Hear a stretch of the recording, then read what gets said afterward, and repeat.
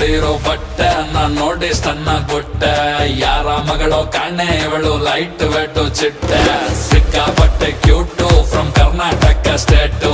peg ಮೇಲೆ peg ಬಿದ್ರು ನಡೀತಾಳೆ strike